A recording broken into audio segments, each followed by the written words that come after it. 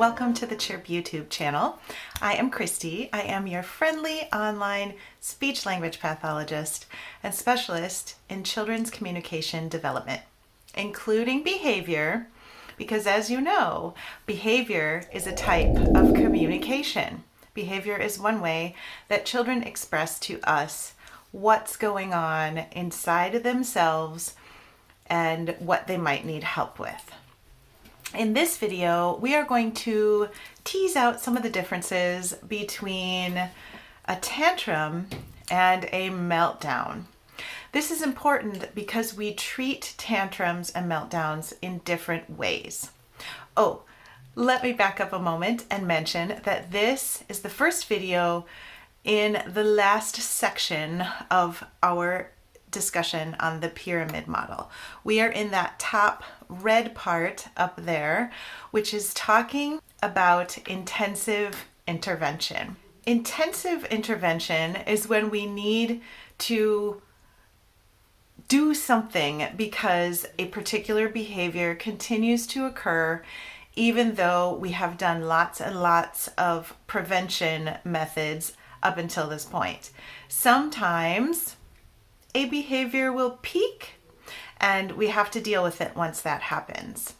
So if you have a child who's frequently aggressive, that is harming other people or harming possessions or items, if you have a child who's frequently continues to fall to the ground and scream or do self-harm or try to escape, there are different ways that we can manage these behaviors once they occur. The whole point of the pyramid model is to prevent these things from happening.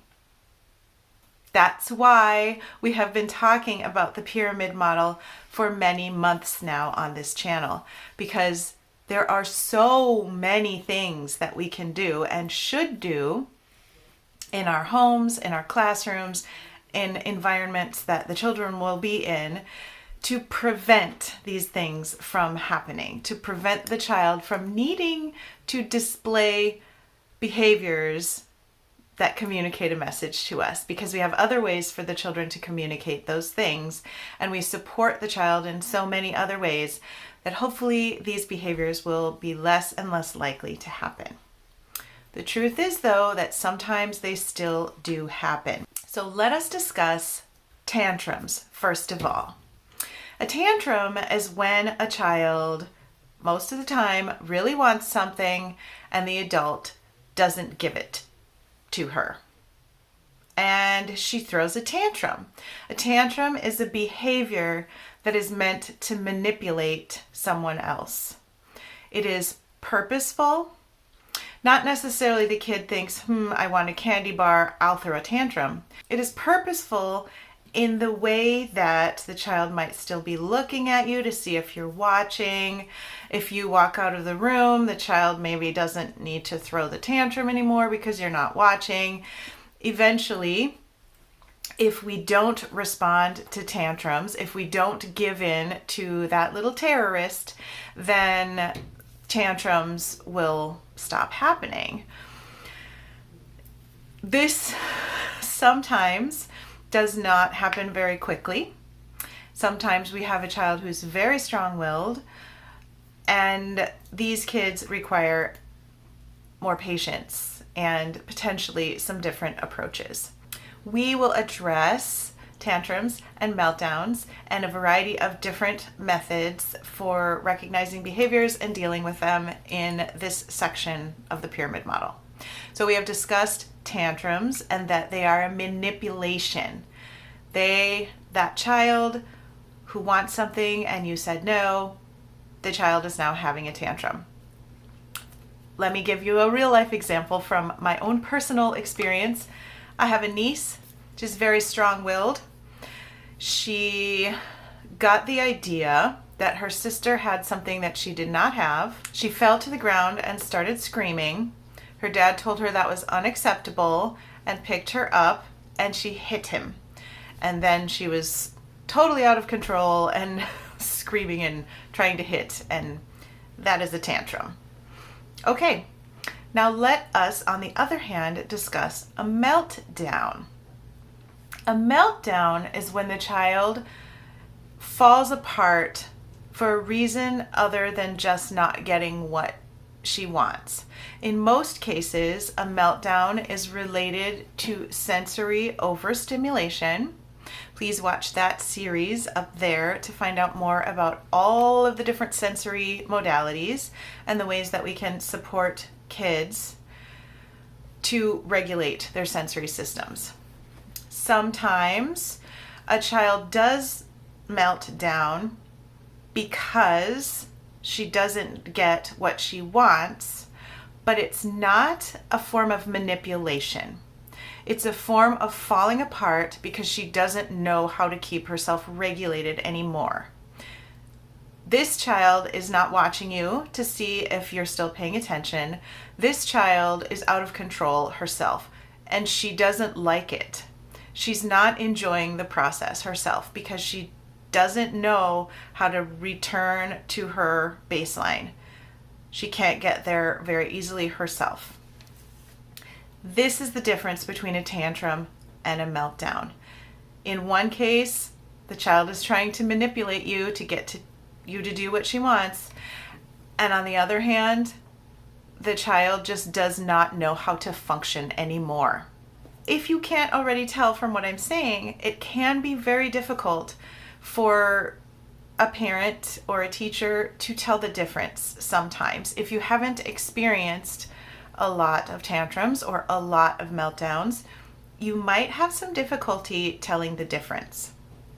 If your child is able to communicate with you, your child is having a tantrum. If your child is trying to get you to do what she wants, your child is having a tantrum. If your child is aware of other things that are going on, other things people are saying, other things people are doing, your child is having a tantrum. If your child can stop at a moment's notice when the doorbell rings or when someone opens a package of applesauce, that child is having a tantrum. These are some ways that you can tell the difference, and it's very helpful to keep them in mind because, like I said, we're going to discuss different ways of dealing with tantrums versus meltdowns in upcoming videos. So please subscribe if you would like to see more of those videos, and come back next time so that you can learn more about tantrums and meltdowns and children's development in general. One thing that tantrums and meltdowns have in common is that the child is not rational. You cannot reason with a child who's in a red alert moment, and the red alert moment might be a tantrum or it might be a meltdown. There's no talking a child out of it at this point. Another thing that tantrums and meltdowns have in common is that it signals that the child is having difficulty with communication. That may be social emotional skills, as we've discussed in previous videos. The child may not know how to express frustration, may not know how to delay gratification, or not know how to talk herself down when she can't get what she wants, and therefore a tantrum ensues. Or the child may not be able to communicate, hey, I need to jump on my trampoline, and therefore a sensory meltdown might occur. Because they have these two things in common, there is the need for us to notice where the missing skills are. And we've talked about this in the past. I did a video on recognizing missing skills right there. And it is important to keep that in mind because we do need to teach those missing skills. Not in the red alert moment, of course, but after the red alert moment has passed, we need to go back and remember what skill was missing. Aha, she does not know how to delay gratification. We need to work on that. And then we go back, we teach that skill in explicit ways, as in this video right here, and then we teach that skill during play, in that video right there, and then we work on it in real life, and we can eliminate these types of tantrums. And of course, in the case of the meltdown, because she didn't get the trampoline when she needed it, we need to offer her communication options. She needs to have a picture of a trampoline so she can give it to you when she needs to use the trampoline, or she has a trampoline available all the time and she can go over and use it when she needs to. These are some options once we realize what the missing skill is. But again, we cannot do these things in the red alert moment. We're going to talk about the red alert moment next time. So don't hesitate to hit subscribe, to like this video, and I will see you in the next video. Thanks for watching. Bye.